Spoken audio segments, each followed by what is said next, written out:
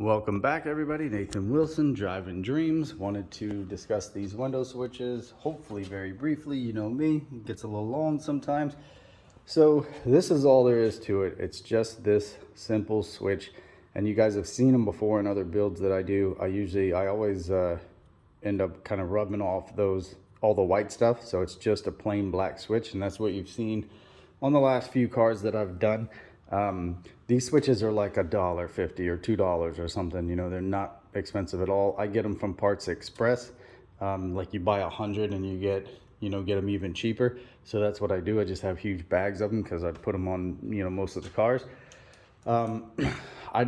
You can use, especially if you're doing the Dorman setup, which I've got a video on that, on how to make those newer Dorman window motors work.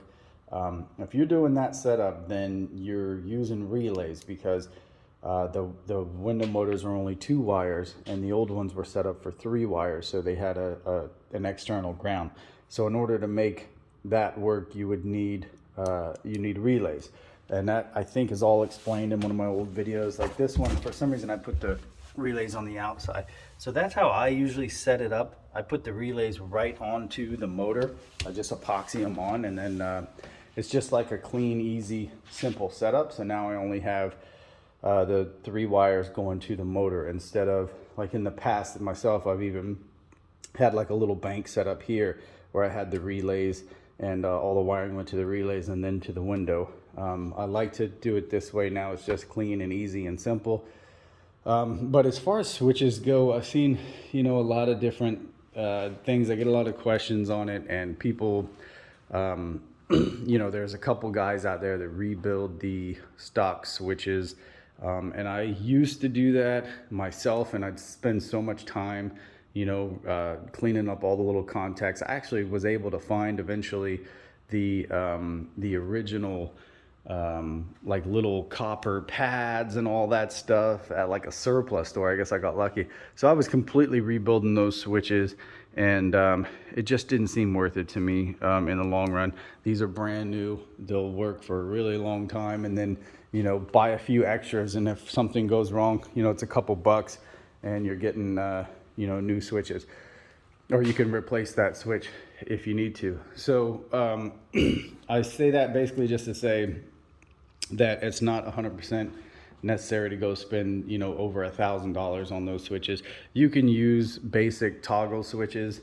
I've done that in the past. I'm just cruising around looking at some of this stuff as I'm talking to you guys, because I don't like get my face on the camera a lot. Like, hey, this is what you need to be doing. I don't know. You can use basic toggle switches. If you still have your original motors, you will need to use more of like an old school, heavier power toggle switch. I've got just zillions of switches in here. Somewhere I've got one, yeah, something like this.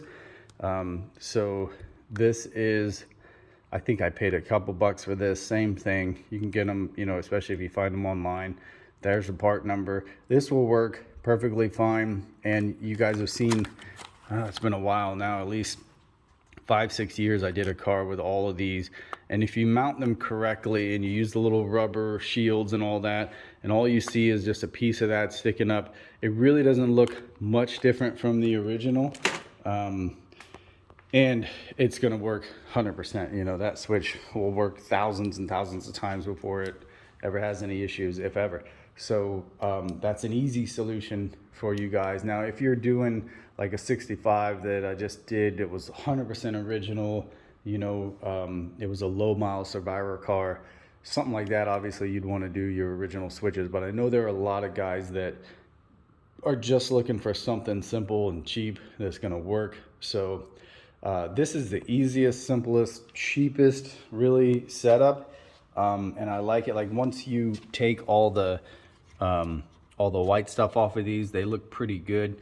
And those motors are, I think, pretty reliable. And the main thing is, like with these Dorman motors, the main thing is they're easily accessible and replaceable. Whereas you try, like you guys, if you're watching this video, you probably have tried to find an old original motor, especially for like a 65 convertible. It was 1 year only, the 65 rear door. I just sold one to a guy. He was like, oh, they're, you know, online, they're $400 plus $100 core charge and stuff. I had a box with several of them, like a tote with several of them, because I just pull them out and I put, you know, new stuff in. But yeah, so, you know, are you going to spend $400 or $500 on an old motor, you know, to put in there? Or do you want to do something like this? Now, I realize, now I'm a big fan of the old stuff and the original stuff. Those original motors probably technically were way better than these originally. And some of them may be still, like if you find one in decent shape, it's probably still technically a better motor than this. But again, if you have a problem 5 years from now, you know, you're going to have to try to source that and find that, and it's just going to get harder and harder. So this is an option, easily sourced. Same with the switches, easy to find. You can keep a couple extras in the glove box. They're cheap, they're easy. So just wanted to kind of share that with you, and the part number for these. So maybe that would, like I said, you can find them on Parts Express, but if I can get that thing to zoom, there you go. There's the part number. So cheap, easy, simple solution. Hope it helps. See you guys next time.